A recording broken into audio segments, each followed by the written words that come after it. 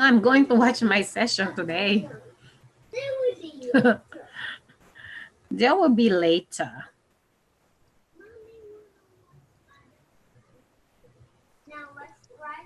I'm going to watch my session today. That will be later. Eric, I made you host if you want to make me co-host. We are now live on YouTube. I'm going to watch my session. I shall. There you are. That will be later. Eric, I made you host if you want to make me co-host. Oops.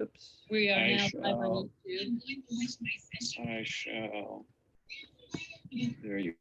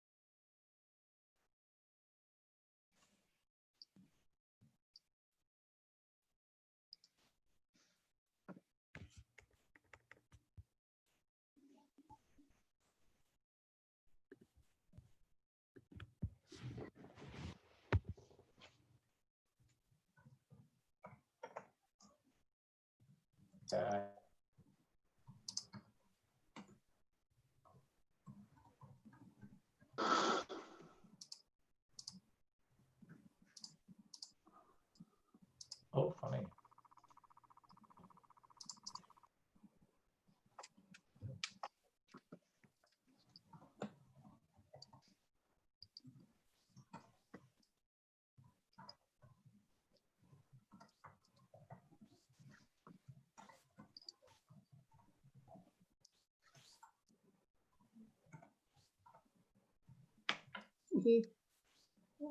Have you been sneakily eating some of them, you Sneaklington Eatlington?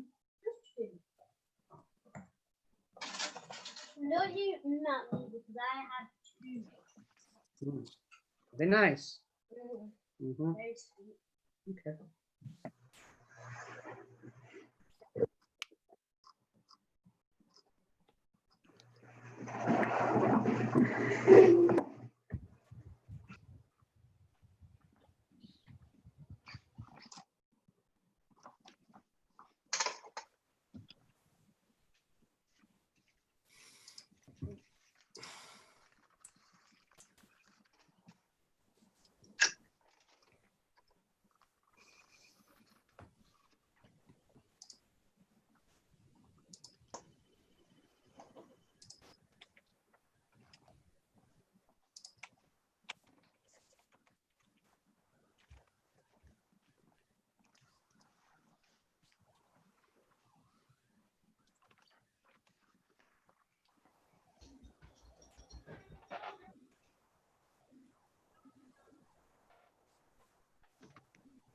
Good morning, everyone. I'm responding verbally to the chat. Celestina, Terry, Shannon, Fabian, Brian, Jennifer, Jeremy, Mary, Kimwell, and Kenneth. I need a cup of coffee before we start here.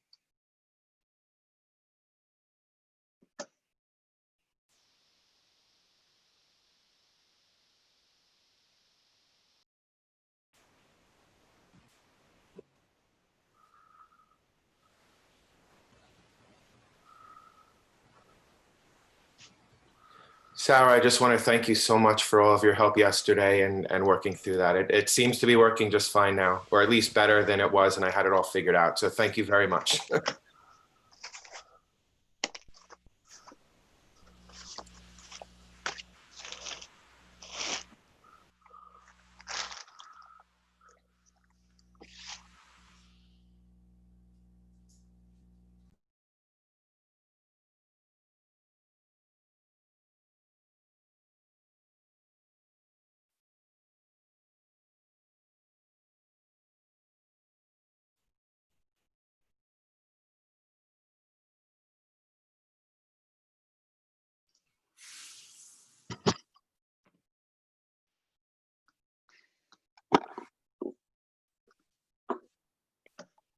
wait a few more minutes and then we'll get going. I'm glad to see how punctual everybody is. I'm organizing a short course for my colleagues at Harvard, which starts right as this workshop ends. It's every day at 4. And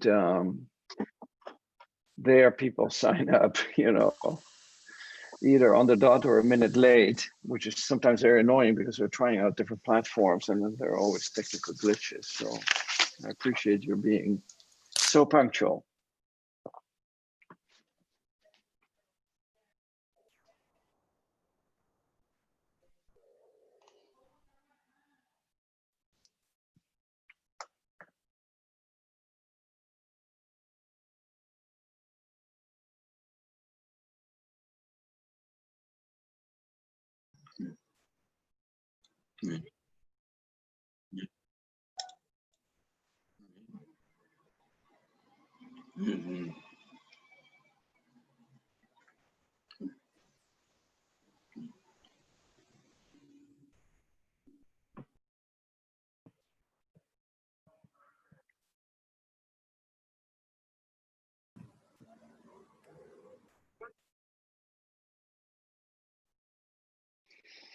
Okay, well, it's 10:01, and I think I want to make an effort to start on time and to keep the schedule on time. Good morning, everyone. I hope you're continuing to do well and continuing to enjoy this workshop. I certainly am enjoying it tremendously, and I love the energy and activity on Slack. I've been, texting back and forth with people. So first of all, we collected feedback from 60 of you. Thank you so much for participating in that. And Isa and Sarah and I went through your feedback, and I think there are 2 things that came across loud and clear. Namely, that'd be great to find more time to have breaks and to network with each other. Yesterday, that sort of fell through the cracks. My fault, because I ran over. I was too enthusiastic, I guess. So we'll make an effort to start on time and make sure that we have breaks where you can actually interact with each other and talk to each other. And we also hope that today and tomorrow, a number of activities will help, facilitate the networking. One, there'll be the poster session. We'll use Congregate over lunch, which means that the poster session can run over and either people can go to the lunch Congregate session or stay in the poster session and make additional tables there. Either one would work. But we also have a so-called open space discussion after lunch. Now, I don't know if you ever participated in an open space discussion, but essentially it's one in which the agenda organically emerges. And in order to do that, I'd like to briefly share with you the agenda, which is right here. You can go to the agenda. I want to, first of all, point out that I linked my slides to the title. So if you want to review my slides from yesterday, you can click on that and download them. But more importantly, I want to point out the link in open space discussion. If you click on that, that leads you to the equivalent of a whiteboard. If we were doing this together in the physical space, we'd have a big whiteboard with columns. Here's the whiteboard with the columns. It's actually a Google spreadsheet. And if there's something you would like to discuss during the open space meeting, you essentially type in, whatever, maybe, how to design good projects or networking or whatever, things that are in your mind and that you'd like to discuss. Now, the reason there are tracks is that when you put, and consider each cell to be like a sticky that you put on a whiteboard. Ideally, what I'd like to happen is that, I'm going to remove this, although this might very well be something that emerges, but I want you to contribute to this. The reason we have these tracks is that we want to be able to put similar questions or questions or ideas or topics that fit within one theme together. I'm going to later rename these tracks according to a theme, which will then, over lunch, probably Isa and I will go, and Sarah will go through all of the questions that have been put there, and maybe even, cut some from one track and put them in another. And then we'll give each of these tracks a theme. And this afternoon, when we have the open space meeting, you'll be able to join any of these discussions and go through the stickies and have a lively discussion. There are guidelines for, oops, I mistyped the guidelines. There are guidelines for the discussions that are linked. How do I edit this? Here we go. There are guidelines for the discussions right there at the top. So as we go through the day, if there are things that you think, I'd like to discuss this, put them on this whiteboard. If they fit within a track where there are already stickies, put them underneath. If it's totally unrelated, start a new track. I hope to have somewhere around maybe 10 tracks. If it's more than 10 tracks, it's going to be hard to get enough people to participate in all of the different tracks. So I hope you will enjoy these activities, and the days will start with a session that has 2 talks, and I am going to hand it over to the chair who was online earlier. Are you still there? Yep, I'm still here. You're still here. So please take over. So that's the problem with this view. I can't see everybody here. So I'll hand it over to you. So we have 2 talks this morning on high school and university partnerships. Our first one is from Robert Krakel, who at Stony Brook University, who's going to be talking, or whose talk is titled All Alone, Understanding Physics Teacher Isolation. Hi, everybody. My name is Robert Krakel. I'm a secondary teacher at Manhasset Secondary School in New York, and I'm a researcher, grad student over at Stony Brook University. So today I'm going to present All Alone, Physics Teacher Isolation and Student Performance, a paper that's currently under review with the physical review. Good feedback so far. Co-authored with Dr. Angela Kelly, Dr. Keith Shepard, and Martin Palermo. So who am I? So I'm a full-time physics teacher who teaches 3 courses in AP Physics. I work with 4 other full-time physics teachers. They teach only physics.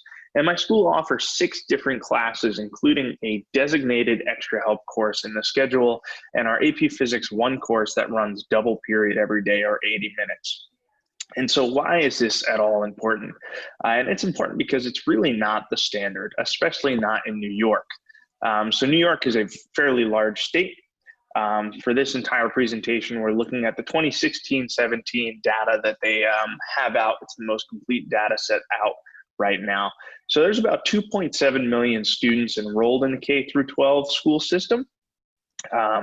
Everybody in the state's required to take biology as a graduation requirement, along with 1 credit in a physical science, which can be earth science, chemistry, or physics. The tendency is for people to take earth science, and so chemistry and physics are both considered electives. As an example, in the 16-17 school year, about 250,000 students took living environment or biology, about 150,000 took earth science, about 100,000 took chemistry, and about 50,000 took this form of physics, which is just 1 course. The number's a little bit higher, and we'll cover that in a bit. So for this whole talk, this is the framework that we're working with, physics in the high school context, specifically looking at the workplace tensions of teachers and the equity concerns for students, and the outcome that this has with students actually taking and passing physics or achieving a certain level of understanding of the courses. So we looked at several variables. We created 2 groups, teacher level and school level. And teacher level is the first set that we'll go through. And so teacher level isolation is really the big key factor that popped out that we're looking at. And we defined isolation, or an isolated teacher, as a teacher who taught physics alone in their school. So they were the only teacher who was actually teaching physics. Professional age was the year since the first certification these teachers received. In New York State, you can receive more than one certification in a science. This is not true for all of the US. We also looked at the physics certified. So if they were physics certified or not physics certified, we looked at if they had a primary certification versus secondary. So primary means that they basically did a undergraduate study worth of credits to earn this certification. A secondary study means they did a undergrad in another science and then achieved enough credits to be certified in physics. We also looked at the course types. So if they taught a college prep, if they taught an AP, if they taught mathematics, as well as their course load. So the course load is the percentage of physics in their actual teaching load. So for example, if you had 4 sections of courses and you taught 3 sections of those 4 were physics, your course load would be 75%.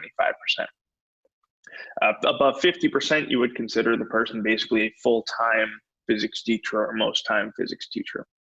School level, we looked at the locale. So if they were urban, like a New York City school, a suburban outside on Long Island, or rural, you know, think farmland, one room, one teacher in some cases. The socioeconomic status, so their free and reduced lunch is what we base that on. The 9 through 12 population, so the school size, if it was a large school or small school, we use this as a continuous variable. The physics taking ratio, which was the number of students tested on the standardized state examination. This exam has been running for about 140 years, so it's well built into the system. And it's the number of students who tested in this examination as a proportion of the total number of students in the school. So it gives a sense of the science culture and physics culture in the school. And finally, the percentage of students who pass this examination, this college preparatory course, kind of the standard course, if you will. And so we went and received all this data from SLDS, so State Longitudinal Data Systems. And this is all public data.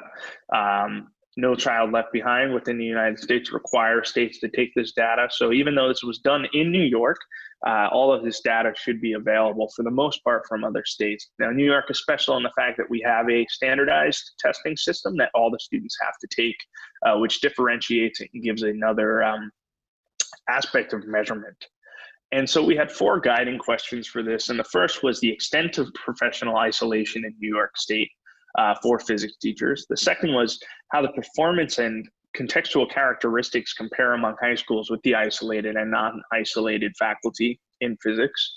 How physics availability, course taking, and physics teaching course load differentiated among these contexts. And finally, the predicting and mediating power of these variables for looking at the physics performance of students, those passing percentages. So in terms of isolated teachers, 40.5% of physics teachers were isolated in New York.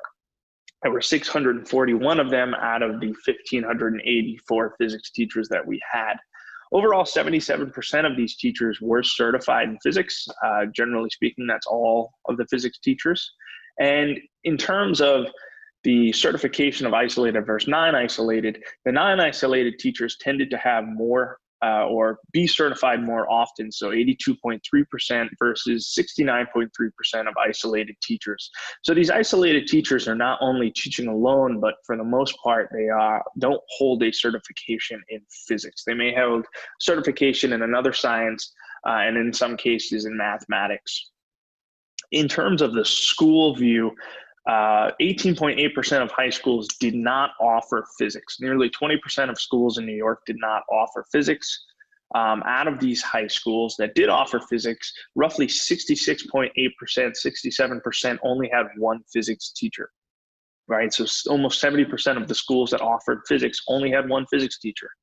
And in the state, the schools that had non-isolated teachers, so more than one physics teacher, those students passed the state exam at a higher rate than those with only one teacher with a small effect size. So that's really what we wanted to hone in on, is this passing percentage. But as we said, isolated physics teaching is not on its own. There are other equity factors that played into it that we looked at, and one is the unequal distribution of this. So for example, if you look at this, the number of isolated teachers is roughly the same amongst all three locales, with suburban having the least and rural having the most. And additionally, they all have roughly the same amount of schools. However, you can see that the physics teachers count in suburban is much higher than both the urban and the rural, and basically a double the amount of the rural schools, as it were.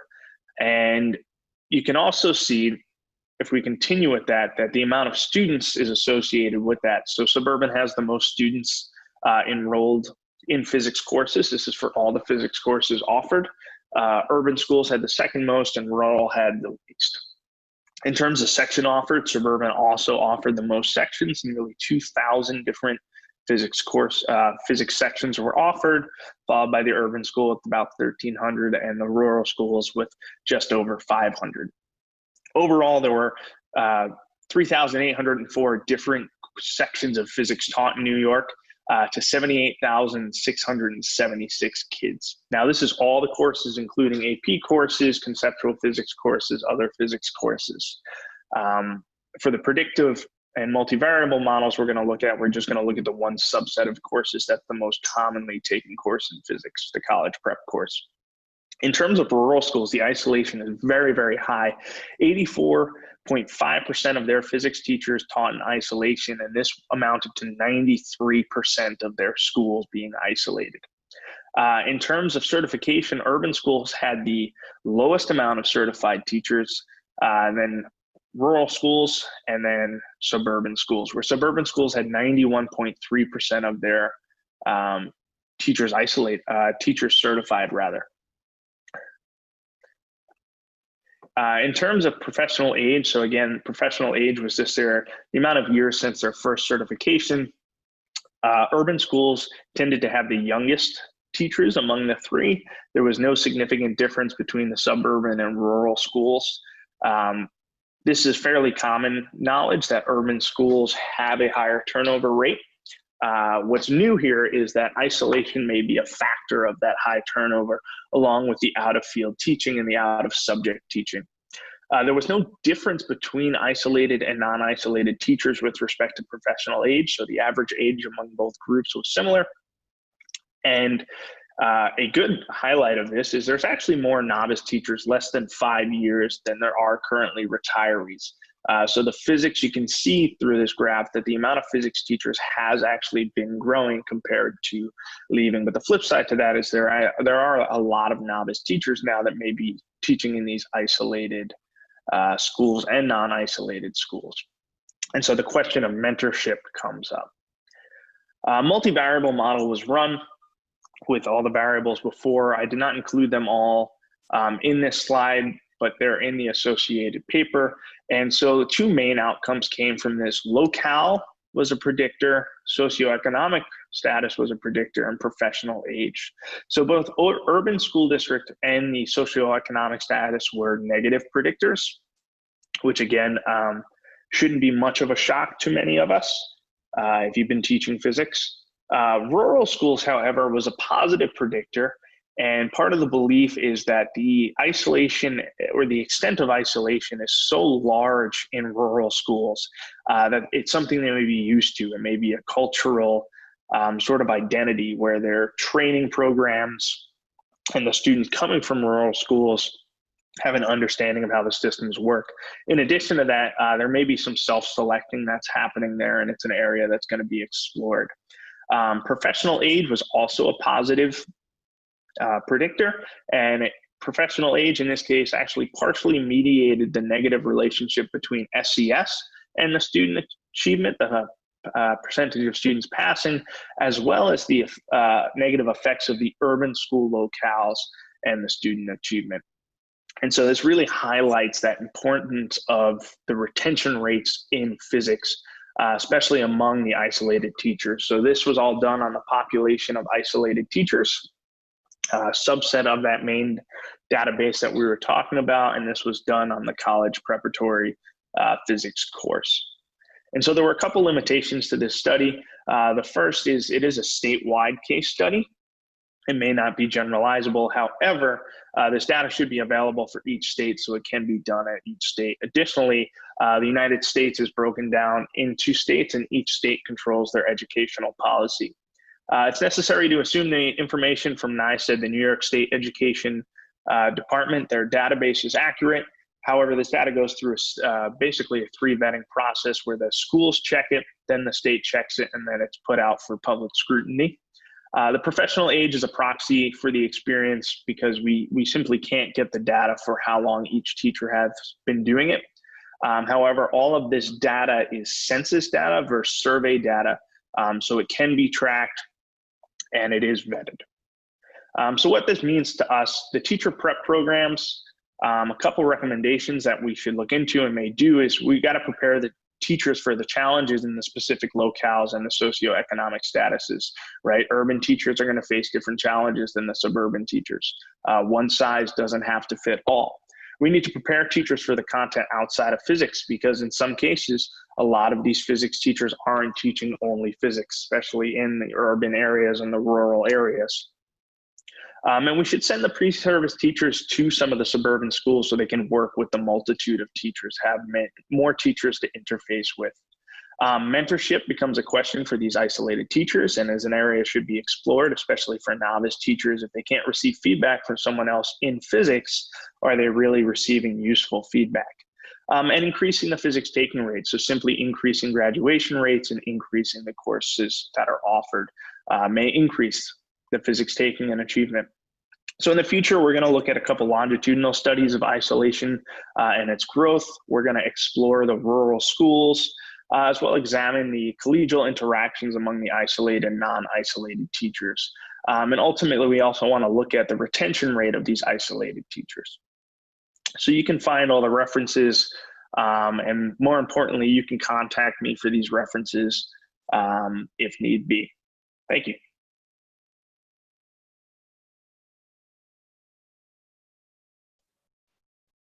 All right, thank you, Rob. So first, I just want to give a quick reminder. If you have a question, please click on participants along the bottom of your screen. And then there should be a button just below the participant list to raise your hand. And that's how I'm going to keep track of questions along with a few things I jotted down from the chat. And then the other thing, just please be mindful of, we do have a limited amount of time for questions and discussion. And please be aware of other people who may have questions as well. So with that, it looks like Andres has their hand raised. So if you can go ahead and unmute and ask your question. Yeah, thank you very much, Robert, for this very interesting talk, pointing in my view to some systematic problems that physics teaching at high school level experiences in the United States. And so I have two kind of comments or questions. One is basically a question: what are your thoughts about this major issue of having so few physics courses in general in high school? And that you said in Europe, 20% of students don't even have an option to take physics. To me, if I can use strong language, it's really, it's unforgivable to have an education system like this. But the second issue that I want to raise, maybe this is more to Eric and others than to you specifically, Robert, is we haven't discussed about the issue of when in high school physics is offered. You know, I took my first physics class in 6th grade. That is standard around the world. A little less now, even in Poland, because they're imitating United States too much, unfortunately. That is a major issue that if you start when you are 18 or 17, it's late. It's late to start physics. Anyway, your thoughts or anybody else about this? So I can tell you at least the science system in the US and I can talk very much on New York, is a legacy system. So it's been around for, like I said, the test that the students take has been around for 141 years. And it was kind of set in stone around 1910. By 1920, biology became a course, physics became last in the sequence, and it hasn't changed in 100 years. The big problem that occurred was, at least in science education, students were required to take 1 credit for graduation, and that was it. So a lot of students took biology or chemistry, and then almost never made it to physics. That changed when A Nation at Risk came around. Then students were required to take about 3 credits, depending on what state you were in. But depending what state you're in, physics is still mostly taught last, when actually it used to just be taught first. So I can put up, I have a bunch of good articles on this that kind of summarize how that whole kind of process occurred, and the stagnation that we see now is almost entirely, in my opinion, due to graduation requirements and the current unit system that we use in the US. This could also make a really good open table topic for later this afternoon. And so I've gone ahead and added that to the spreadsheet we're going to use for the agenda for this afternoon. Awesome. Creston, I see your hand is up. Yeah, so of course, this was the motivation last year to start organizing this workshop when I looked at that data. And also what Andre say, so I just want to say that I did look at the different physics programs around the world and United States. So it is not so much that we study here less physics. The number of hours actually are the same that one takes physics in Bulgaria, say, and here. The problem is that here is taken in 1 year, and there is spread over 4 years in high school. And also, as Andre probably remembers, we had no choice of not taking physics. This credit system is really should not be used until university, I think. High school students have to have a minimum knowledge set before they go in the real world. I mean, it shouldn't be an option not taking physics and taking, something else instead. But so I wanted to ask the following question, though. So one way to think about this issue is that, okay, so we have now online technologies. And while not every person has at home maybe internet, but every school has internet. And I would think, well, why don't we develop courses that students who would like to take physics could take online? But this actually, that's why I want your opinion. It seems that we'll be in a big friction with the fact that now school principals might choose not to hire physics teachers and say, well, we have an online fantastic course developed by Harvard, by Professor Mazur. Why should we hire a teacher, who, is only an expense for us, and the course can be taken online? So what do you think about this friction with these two things? So actually, that's a conversation I've been having for the past month with a colleague of mine, because I completely agree. Part of me as a teacher says, why are we not making this more accessible? And then part of me as somebody who's part of a union knows that I would definitely get yelled at and screamed at saying, how could you do this? You're not, implementing the physics teachers. Instead, you're implementing the physics course. And the thought that I had is, that is kind of the rock and the hard place, is how do you implement an online course that can be supervised in class by somebody who is maybe physics certified? And I think what we've really come down to is the fact that since it's not a required course, that's kind of one of the major issues. If it was required, then everybody would take it. In my high school, we've made it required. And so we've grown to have 5 physics teachers that teach full time because everybody takes it. And maybe that is the simple solution is, well, if you have to take it, then we have it. And I think the other issue, like you said, is that we do everything in 1 year, which is, insane to try to teach somebody, basic algebra and then the concept of thermodynamics. It's a little crazy. And I think the biggest issue with this is being able to restructure the whole system. But I think that we are currently in a perfect place to restructure the whole system because we have to, right? We really don't have a choice right now. We're moving towards this virtual world, and maybe that's not an issue. But what is the issue is the teachers who don't want to kind of jump in and build this. They want to keep what they were doing. So real fast question, sorry for that. In the United States, does every school decide whether the course is required or not, or is it at the district level, or at what level is decided that thing? So the states mandate the graduation requirements, and normally the graduation requirements is like a 1 life science course and 1 physical science course.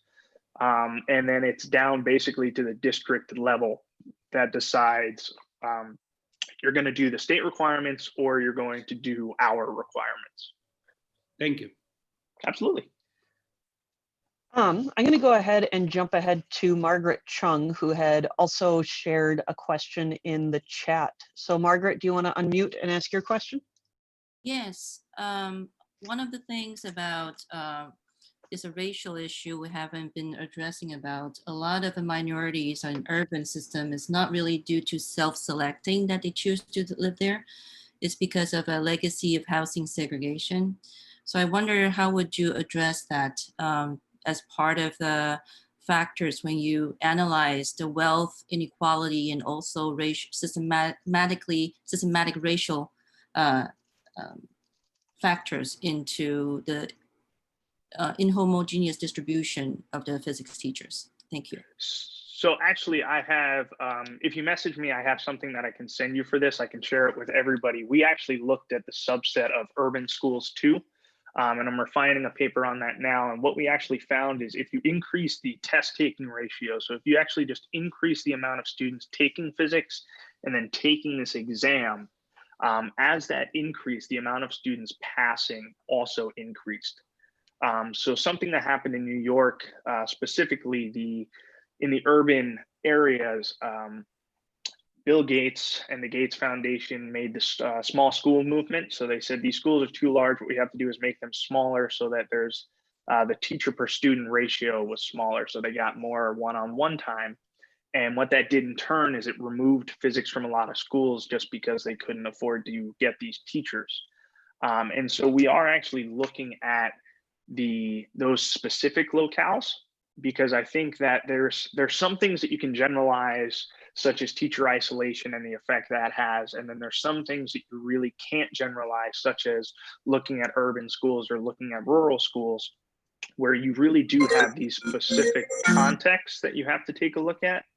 And I think that that's one of the main factors is you do have these inequities within these specific locales that teachers can be trained for instead of training a teacher to just go off and be done. So one of the things that we're thinking is when student teachers are going out, some student teachers are going to get trained in an urban school where they only have maybe one other physics teacher that teaches half their load in physics. Instead of doing that, maybe if they get trained in a suburban school with 5 or 6 teachers and build that network and then go into an urban locale, now they have that foundation of other teachers to work with. So they won't feel as isolated, and that might help to improve what is unfortunately happening and not being changed. Thank you. Absolutely. All right, we have about 2 minutes left in the Q&A. Terry, it looks like you're up next. Hey there, since we're short on time, I suppose I'll keep this really brief. I've noticed that my physics enrollment rose when other programs were good at feeding students into me. Whether it was a health occupations class at the first school I worked at, or an engineering program that took off at the school I'm attending right now, that I didn't really see a big boost in my numbers until those things happened. Until our engineering program kicked off, I was the only physics teacher for ages and ages. Our school has 3 now. I'm wondering if you've noticed any other correlation like that. Thanks. So we haven't looked directly into that, but I can say as an anecdotal thing, working with quite a few people, that's something that we've seen. And I think that really plays with basically every other high school model outside of the US, where you have this multi-year, structuring where the students are learning kind of the basis that they need. So they're not as fearful of taking these classes. I think in the US, students are very fearful of taking physics because since the 1900s, it's been put last because of mathematics, right? That's the big fear, is mathematics. And so there were pushes, for physics first. And I don't necessarily agree that maybe physics first is the right choice. I've seen it done great. I've seen it done, terribly. But I do think that the physics for all, whether that's within engineering or within other classes that feed into it, I think it comes down to physics is really that problem solving mentality versus, that math solving mentality. And I think when that's built within the school, that is the outcome. I mean, so sorry, All right. just one thing. We're actually out of time. No, It is time I want for. to suggest something. It is. I just want to suggest. Something. Okay. I just want to suggest this is an important topic. Can we use it in the afternoon as one of the things to discuss? Okay. Yes. Yeah, I've put that on the suggestion for topics this afternoon. If someone wants to reword that or focus on a different aspect of that, I think that's exactly what the spreadsheet for picking the topics for this afternoon is meant to do. And as a reminder, you can also post questions for Rob to Slack to be able to continue the conversation there as well. So at 10:40, we will switch to our next talk.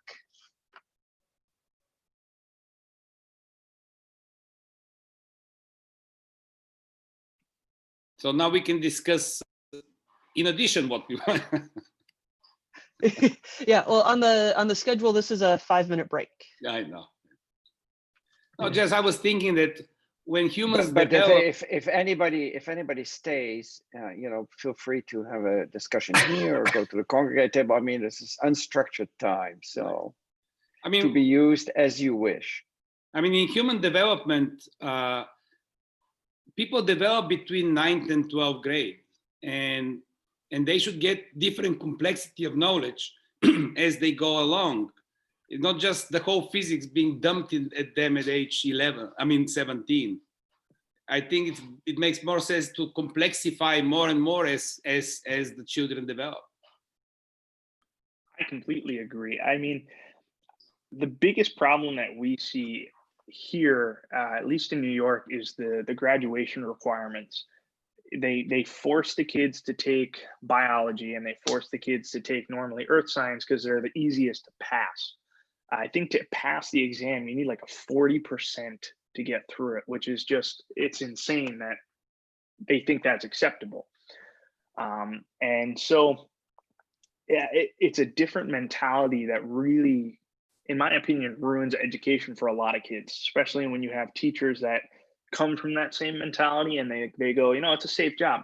Once I'm tenured, right? You can't do anything. But parents should be also enforcers of this. I mean, they want their kids to be successful in the world once they graduate.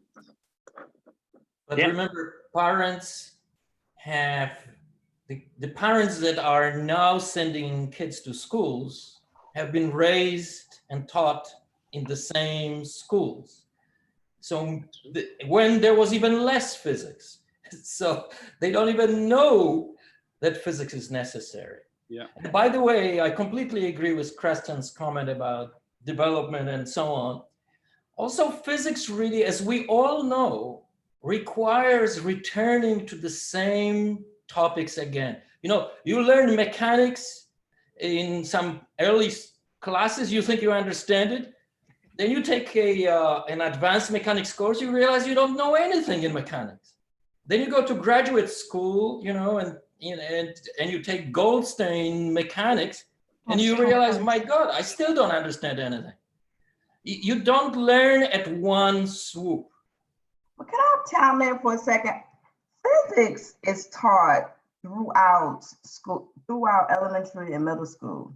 But what is not being said is that, hey, this is a physics communication we're doing right now. So that's not being, so I was substituting for a science class and I was looking at what I had to discuss that. That's like, this is physics, but it's not said that this is physics. So the kids are not hearing, oh, physics. They're not hearing it. All they're hearing is science. So when we start changing the conversation in middle school and high school, then our students will know, yeah, I did some physics in the 5th grade. It was this, and this. Yeah, I didn't know what that. We did a physics topic in the 7th grade. But we as teachers, and I have to be mindful of that as well. We are not saying, hey, what we're discussing today is a physics term. What we're saying is this is science, boom, boom, boom, boom. So I think when we start changing the conversation, then we'll realize that physics is being taught from the time they're in school until the time they get to high school, but no one's having that, no one's saying that in their classes. Veronica, it's good to say that science is to a large degree physics. In my opinion, it is all physics. But all physics, that's right. But it's not, the issue at hand is not a semantic issue. It's not what you call and what you don't call.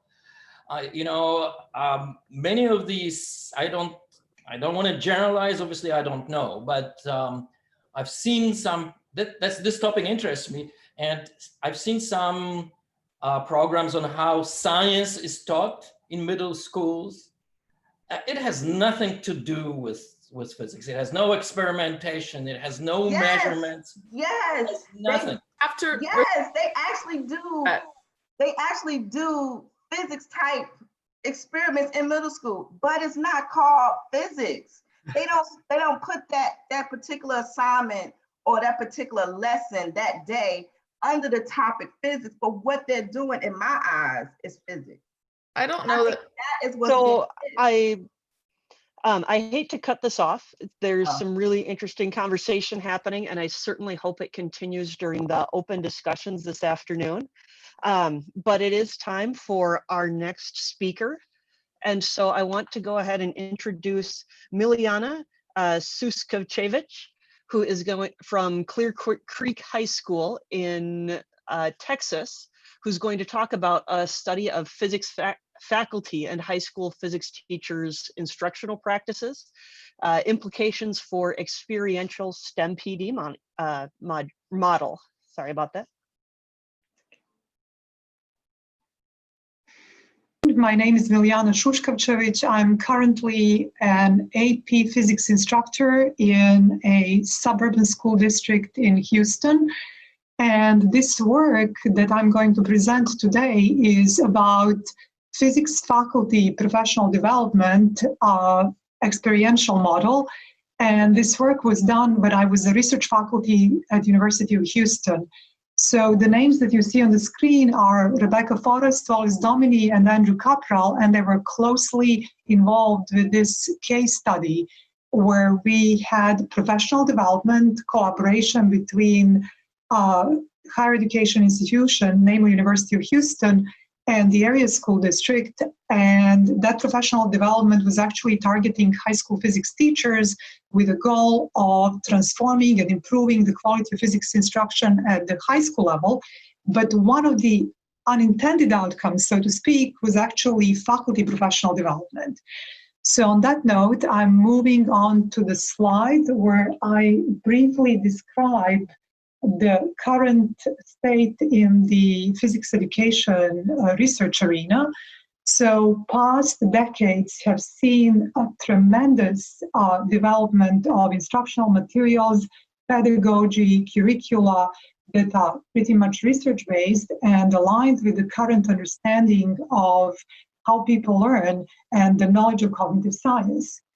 And a lot of effort has been also placed into not only developing materials, but also disseminating them, making them accessible to faculty across the country and internationally, and also doing the physics education research on the effectiveness of these learner-centered strategies at the higher education level. Now, one thing that, however, was not all that didn't follow immediately the actual development of the materials was actually implementing them on a larger scale in the country. So in 2010, there came the study by Dancy and Henderson that pretty much showed a survey research of about 700 plus physics faculty and tapped into their instructional and assessment practices in their undergraduate physics courses. One thing that became obvious was that the faculty did have a lot of knowledge and familiarity with the physics education research, but not so much with trying to implement or do something about that in their own undergraduate courses. There were a couple of exceptional examples. Eric Mazur from Harvard University, in his webinar entitled basically Confessions of a Converted Lecturer, talked about his own experiences of getting access to the physics education research and trying to do something, trying to transform his courses for pre-med students at Harvard University.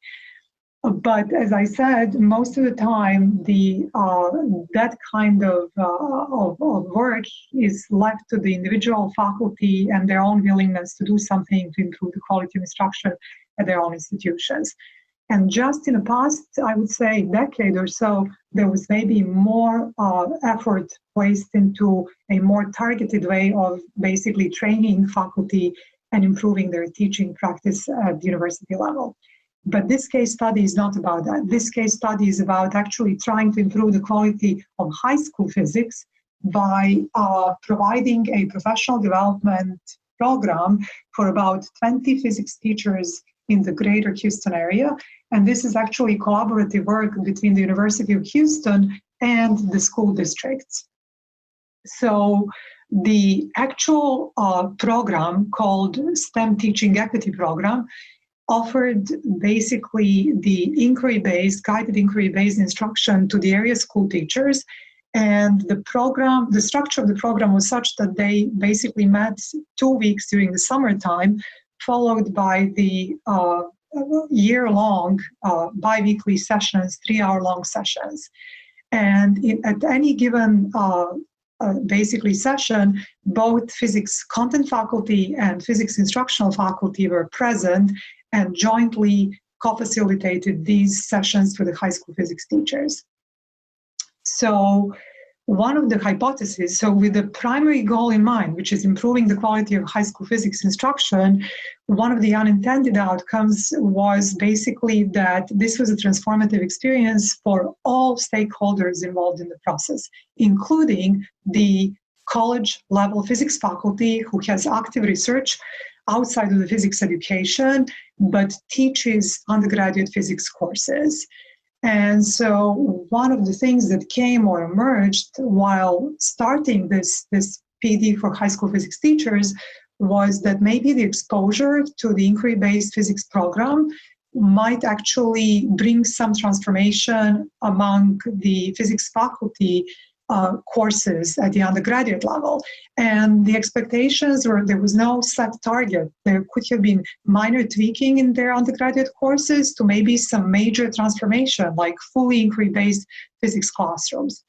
And the goal also would be then that the implementation of these techniques might basically lead to a better learning experience for undergraduate students and maybe potentially decrease the dropout rate among physics students at the undergraduate level. So the model itself, you actually see it on this slide. We call it basically the experiential model for physics faculty professional development. And in this little rectangle, you see the community of practice. Remember, those are the instructional faculty, the physics content faculty. There was also district level administrators, and there were retired physics teachers, and then, of course, the high school physics teachers for which this intervention was intended. And in that community of practice, what happens is that physics faculty, content faculty, basically co-designs the training sessions for high school physics teachers with their instructional counterparts. So there is some kind of a peer mentoring happening at this level.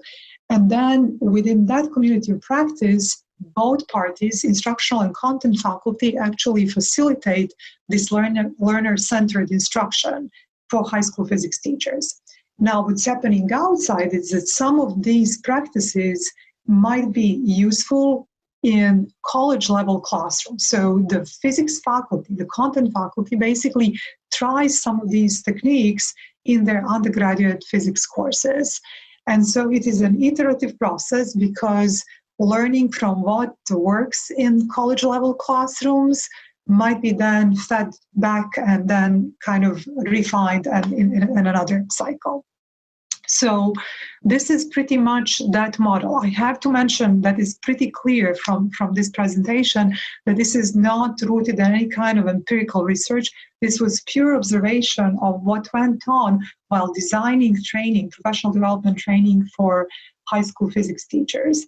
And so what we really wanted to do after a year of doing something like this, with the next cohort of teachers and faculty, we wanted actually to do an evaluation study, a case study, where we hired an independent evaluator from, at that time, Rice University, who had a background in both STEM, but also had a background in research and evaluation in social sciences.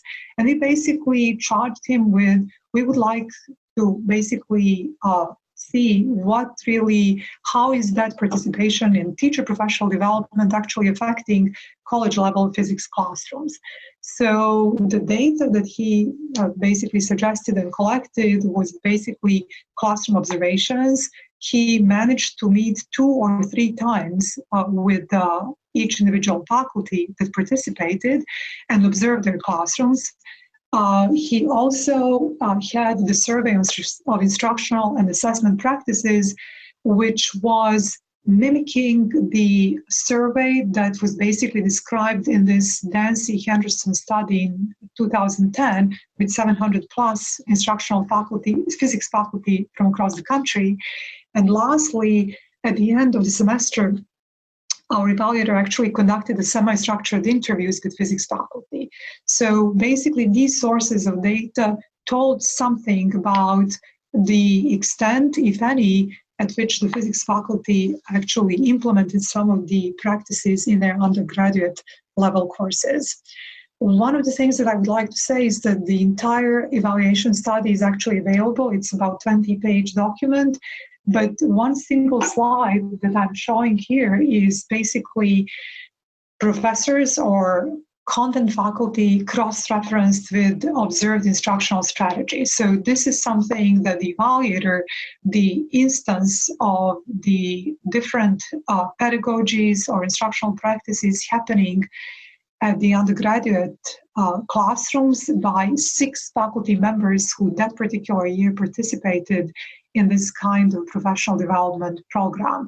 And you see on the left side, lecture to demonstration or interactive lecture demonstration, questioning, discussion, to all the way to the more learner-centered activities to the right. And the instances at which some of these practices have been observed during the classroom observation. So some faculty actually moved completely away from lectures, and they did something that, as Eric Mazur described, flipped classrooms, used the course time to pretty much allow students to debate and discuss what they've read at home, while some other faculty continued with the lectures. Of these 6 faculty, that particular year, only 1 faculty basically pretty much remained with his lecture center. The rest tried to implement some of the different pedagogical strategies and techniques that they pretty much learned or heard about with this context of the professional development training program for teachers. As I mentioned, the full evaluation study is available with detailed description of the observation techniques. When it comes to the interviews, the evaluator actually looked at the transcript. So he provided a thick description of the interviews, followed by the analysis and interpretation. And some themes that kind of emerged were that, for example, content faculty who was unaware of, for example, the power of prediction started using that more frequently in their undergraduate courses. So asking students to predict what's going to happen rather than just telling students. That was one of the big themes. Also, more interactive lecture demonstrations, questioning, and not only questioning, posing the question, just one raised hand answering the question, but more questioning so that it opens dialogue between students in the classroom. And interactive lecture demonstrations came across. Another thing, that big theme that kind of resulted from this evaluation study was like, what are the barriers to implementing some of the pedagogies and strategies and more learner-centered strategies in undergraduate level courses, or basically time constraints, facilities, class size, students' attendance, and sometimes even high school physics background, you know. So the time has been apparently the number one limitation. The need to cover a breadth and depth of material in a short period of time, the faculty saw that as one of the biggest barriers to using more inquiry-based strategies in their undergraduate level physics classrooms. So with this in mind, I would just basically say that if you look at this work, one of the something that kind of distinguishes, something that separates this from some other studies is that the physics faculty who was otherwise not so aware of the physics education research efforts, by working or teaming up with the instructional faculties, managed to actually more conscientiously try to implement some of these techniques in their undergraduate level physics courses. And this novel approach to physics faculty professional development lays foundation for the experiential model of professional development, which could maybe later be empirically tested in a larger number of sites in the physics department, or maybe even across the STEM disciplines. So I would like to kind of finish or complete this little presentation by saying that after 3 years, some faculty basically became so inspired that they decided to dedicate separate sections of the course to purely doing inquiry-based work, like Lillian McDermott's tutorials and physics by inquiry. That was one of the things. Also, I would also like to say that some of the physics faculty across at our institution became more knowledgeable about the works of physics education researchers across the country. Okay. Any questions, answers?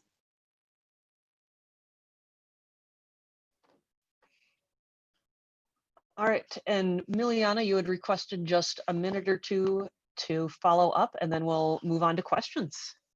Okay, it's pretty painful watching yourself talk, and I decided while watching myself, I'm removing word basically from my vocabulary altogether. So there is no basically in my vocabulary. Anyway, joke on aside, I'd like to say that this work was presented at one of the sectional AAPT meetings, and the names that were on the presentation were those that kind of talked about what's going to be the content. But as Margaret Chung pointed out, she's one of the co-PIs on the original proposal, which Wallis Domini, Rebecca Forrest, and she put together. And I think she was instrumental in bringing or kind of working with physics faculty from the University of Houston to participate in the professional development training of teachers. So I think in that respect, this program is truly unique. I mean, we had about 10 faculty members committing to work with high school physics teachers in order to improve the instruction at the high school level. And the incentive for doing that, among many others, I think the most important is to get better quality students in higher education, in physics program at the U of H. So with that, I know that this seminar has many both teachers and also faculty who were involved in the STEP program. So anybody is of course welcome to comment to any questions that we might have from the audience. That's my 5 minutes. Thank you.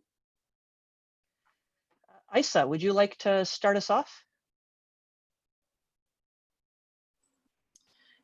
Yes, thank you. So the first thing I wanted to say is just to comment both about this talk and the previous talk. And it strikes me that, you know, Rob, when I was listening to you speak, it really provided like the motivation and the inspiration for why we're doing this, like this idea of isolation. And then with this talk recently, it kind of struck me that it was kind of like a roadmap or a how-to about how to foster productive relationships between somebody like me, physics education researcher, who's really interested about implementing useful, practical, impactful changes in the high school physics classroom. So my question is, what are your perceptions of what do you think are the challenges when you come across this perception that higher ed or researchers are coming into the classroom and are telling knowledgeable teachers with practice who know their students how to teach? Like how can physics education researchers build trust, you know, and what can we do to express and be respectful of the knowledge that is in the classroom? And how do we amplify that? The question is for me, or? Yes, to you. Thank you. So after almost 20 years in higher education and being involved in educational research, following what's going on nationally, last 4 years, I was actually a classroom physics teacher, teaching mainly AP physics courses. And it's two different worlds. I think sometimes people in academia see these ideal conditions when once you're in the real classroom, it's a matter of survival, literally. And this is not a complaint, but those of you who know that sometimes you teach 3 different programs, you meet between 150 to 180 students daily, which is the reality of a high school kind of, when you're kind of so many bureaucratic demands, so much. So somehow, I mean, we had opportunities as physics teachers to write grant proposals to improve, but you don't have the time if you want to be good at what you're doing. And so it's really interesting now your question about how do you bridge higher education, because we are talking about 1 or 2 year difference between students who are in high school and coming to college. And yet these are 2 vastly different worlds. I think programs like this, some kind of vertical alignment between K-12 and higher education, some kind of conversations when you bring together physics teachers and researchers can basically pave this pathway to better understanding of both sides. And researchers could definitely generate some useful information how to be more effective, but that requires better understanding of what's going on a daily basis at high school level. But I think these programs certainly, just like what you're doing right now in Harvard, is one thing to bring those dialogues together, and these 2 worlds kind of bridge the gap. Not sure if it's Clay. You want to go ahead and ask your question? Who are you calling? Calling Margaret? Clay. Okay. Hello. Yeah, I had a question about how you enticed high school teachers to come bi-weekly for 3 hours an evening. Were they getting some extra money or some really good desserts, or how did you get them to participate? Because I'm having issues getting people to participate in professional development that we run, and on a much less often basis. Okay, I can answer, but then anybody currently supervising or working with a project can certainly add to that. But I know that there are so many, you would be very surprised, but teachers would travel like 50, 60 miles to actually participate in the program. First of all, the program is well designed. They get a lot of support from, they get materials and resources. They do the activities that they can directly implement in their classrooms. So the program is designed in such a way that is very much aligned with what they do on a daily basis in a classroom. So they see direct benefit. We're going to try this. We're going to do this at a professional development level. We're going to get materials and resources that we need to be more effective in the classroom. And I think there was a stipend at the time. There was minor stipend, but I don't think, and you can certainly, there are participants in the program currently here listening to this, and if I'm inviting any of you, both Rebecca, Margaret, I think I've seen Janie, Adela yesterday. If you're welcome to kind of comment more on so what is the incentive for catch up with that. Sorry to hijack this. Yes, we indeed pay the teachers stipend, and also it's very important, and also they get the credit that they needed to renew their professional development, and that is important. We work with the master teachers, superintendent from HISD and Pasadena ISD. Those are high need, historically underserved districts that usually just are quite poor and can't really pay or hire physics teachers. And we also, a very important part is to give them boxes of materials. Those are very cheap.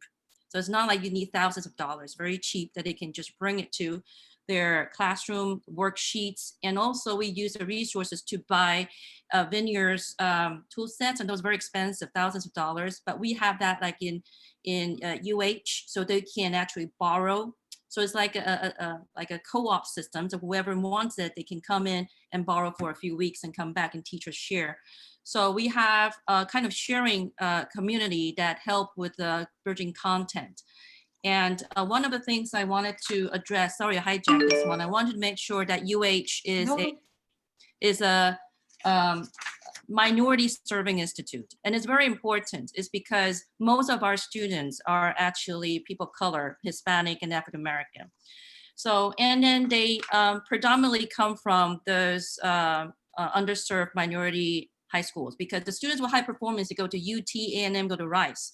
So the students in the middle, they come to us. So when I and Rebecca taught introductory physics, we were surprised and appalled by the fact that although they are very good students, but they never took any physics classes. So that is a motivation for us to develop the STEP programs to bring equity, okay? We can't really help these students. They're good in math, they can solve equations, but just have never seen physics before. So that's why we started this program, working with teachers, mostly from underserved prepared schools, to give them pedagogies, to give them materials so they can teach their own students. And one thing is very important, I think, is once we learn that, we realize we can, because we work with teachers in modules, we break the content in modules, in TEKS. So we realize that we can pinpoint what exactly that the students in my class are missing by have this crosstalk between high school teachers and college physics. One thing that's very important is the minus sign, because they have no idea that minus can be a vector or minus can be a scalar. And so as a result, the students just messed up with all the minus sign throughout the introductory physics classes, because they have no idea when to do vector additions. And one just simply say is minus 10 degrees. So we use this physics inquiry, and then they can realize, oh, minus sign represents a change of direction, and that helped them to solve and pass this class. So that's why we have this evaluation in college physics professors, is because once we identify what are those blocks that the students have trouble with, we focus on these concepts, teaching them what exactly they need to know in order to succeed. So Rebecca and I, we develop inquiry-based college courses specifically for the students to address this content knowledge. However, we have everything the same, homework, exam the same. Our passing rate, we have 3-fold passing rate than any lecture-based classes. So this is something that we would love to share with a lot of the faculty member, and it's a very effective way to bring equity to minority students. Thank you. We have about 1 minute left. Maksuda, would you like to ask your question? Maksuda? Yes, I have a question. Nikolai, there's actually quite a few people with hands up, and I think Maxuda is about to ask hers. I have a question. So mine is not so much a question. Well, it's a combination, it's a question and comment. I was a physics teacher who did the STEP program. So I can say one of the biggest incentives probably was the fact that, as they were saying, like I learned something today. Whatever instruments I used there were the same instruments I got in my package, which meant it wasn't I'm learning this now and then going into the classroom and thinking, how do I improvise this to fit the classroom?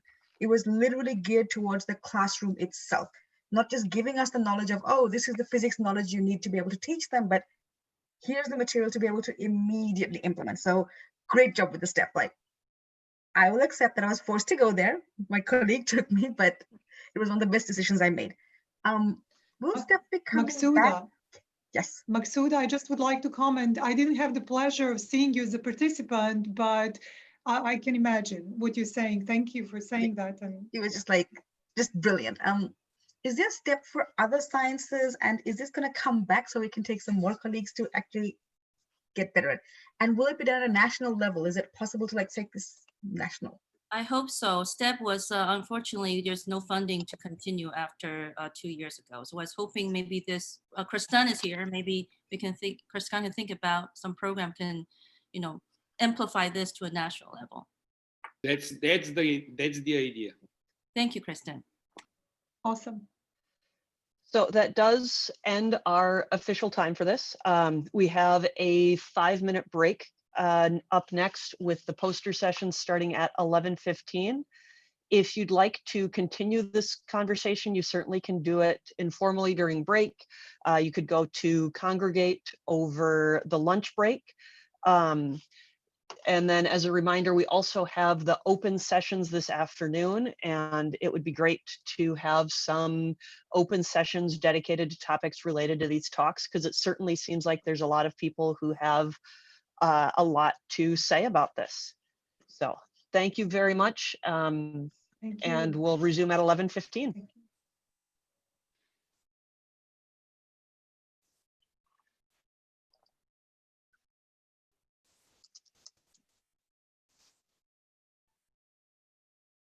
I have a question.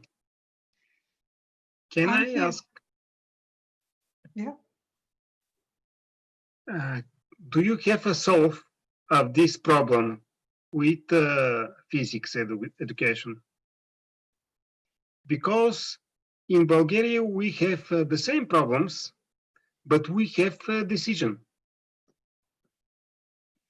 to make private youth academy where we can teach physics additional.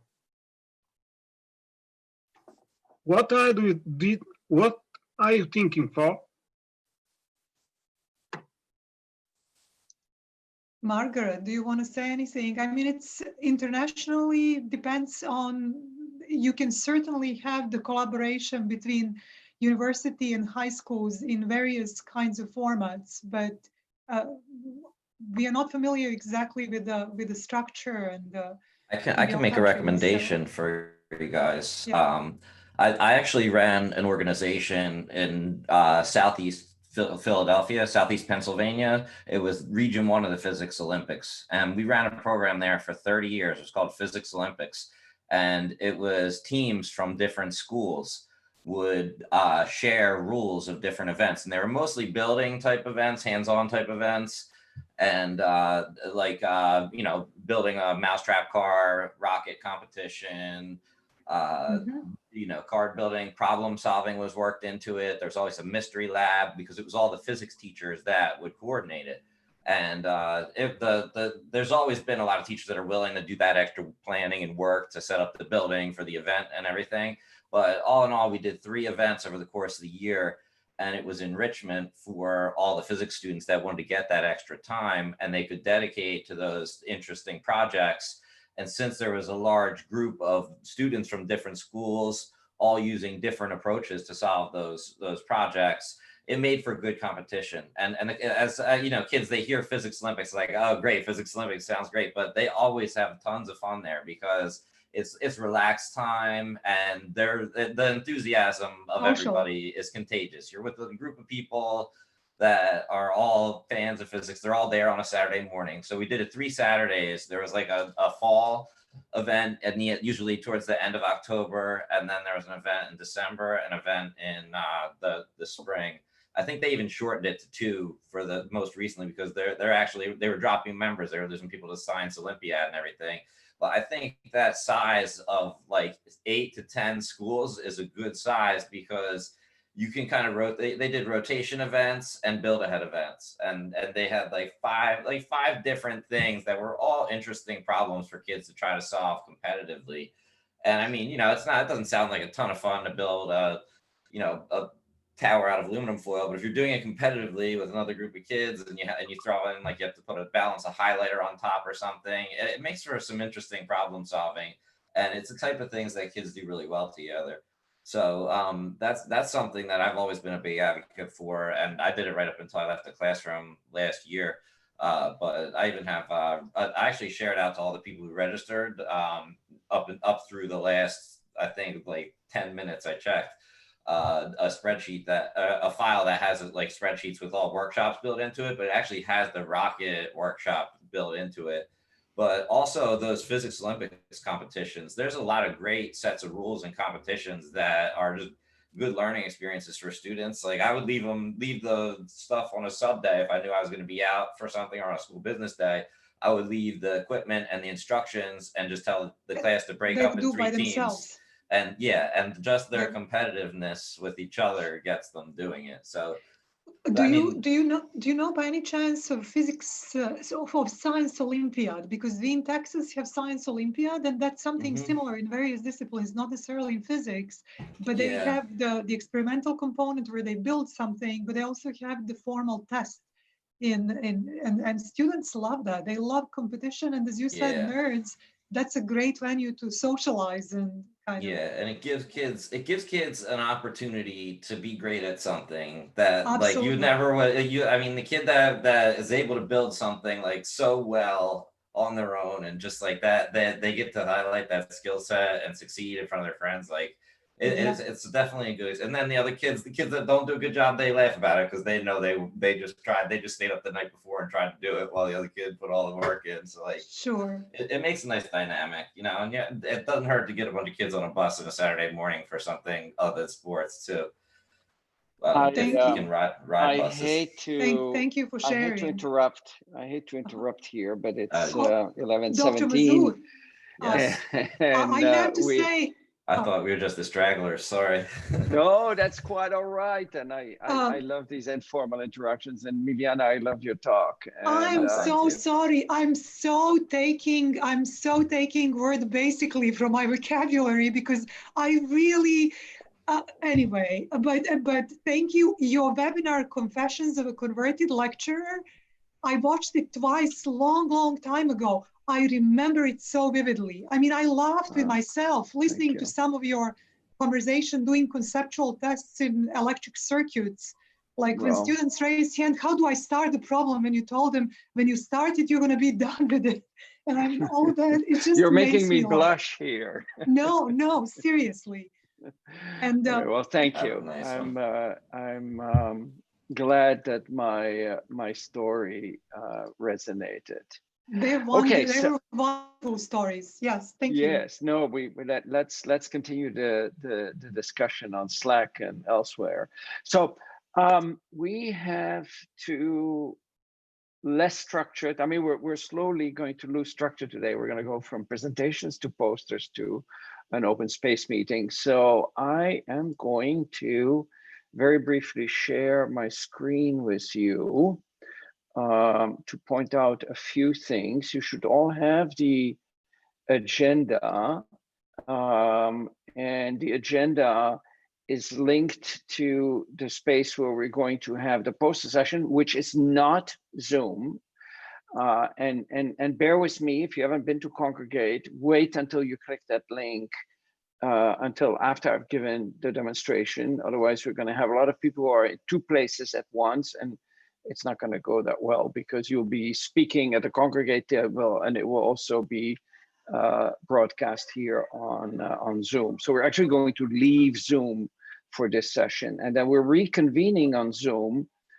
Just a heads up, in about 2.5 hours at 1:45 Eastern time for this open space discussion. The whiteboard is linked. I will explain how the open space discussion is going to work, but in order to sort of set the themes, I want you, and I saw somebody actually put the link in the chat, thank you so much. I want you to, during the poster session, over the lunch break, continue to put stickies here with topics, and Isa, Sarah, and I will sort of organize this, create notes, documents, and set the theme. So keep thinking, this is something I'd like to discuss with others, rather than doing it on Slack asynchronously. This is an opportunity to synchronously discuss them. In fact, you may want to transfer things from Slack to here so that you can start the discussion live and then continue it over Slack. But right now, we're in a minute going to congregate. There are 9 posters. There's a link to the titles and the abstracts. You can see the titles right here in this little table. But if you click on link to presenters, titles, and abstracts, you can read a little bit more about the posters.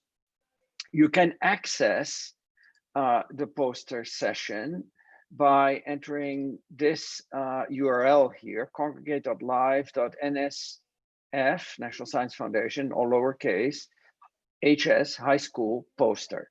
So a couple of notes. There are only 8 spots per table, which means that only 7 people can sort of attend the poster. The presenters have been told to keep their poster presentations relatively short. So you'll see people hop on and off the table. So here right now, there are 3 empty seats, 5 empty seats, people are hopping around. You basically claim a seat by clicking on it. I'm not gonna do it because I want to stay in the Zoom session and not hop over to the congregate tables. A word of note, you won't see all of these icons that you see here because that's me as host. I can edit the tables and change the number of seats. Unfortunately, 8 is the maximum. You can see who's in the waiting room right here. And I am there, for example, or in the lobby. You can also, if you look up somebody, you say, oh, I'd like to talk to Frank. Frank is sitting at table 7. So I can join table 7, or I can chat with Frank directly. One word of note, if you click on some of these icons here in the sidebar, you leave your table, you're yanked out of your table. Now, it could very well be that at some point tables that you want to go to are full. Just wait, it's just like a real poster. There are so many people around the posters that you can't really get to the front. You can either wait, go get something to eat, or even better, maybe you can say, you know what, I'm going to make a new table where I want to chit chat about something else, right? So you click new table and you say what you want to chat about. I'm just going to enter projects because so many people have talked about projects, and you can say how many people you are maximally comfortable with talking, and then you say create, and there will be a new table. How do I cancel here? Cancel. So that's another way of waiting for a chair to free up at one of the tables that are full. Like, for example, Frank's table here, I know he's presenting here, there's only one chair left at present. I will stay in the Zoom room to help anybody who has any difficulty. So I'm not going to click on any seat. Here's the thing, in order to participate in Congregate, you need to have your microphone and your video in Congregate.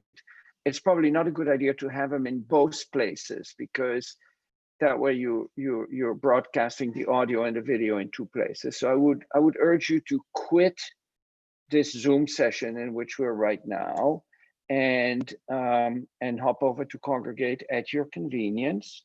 We reconvene here at 1:45. I'm going to stay here a little bit longer in case people have technical difficulties, so we can troubleshoot those together. Enjoy, and see you at 1:45 here.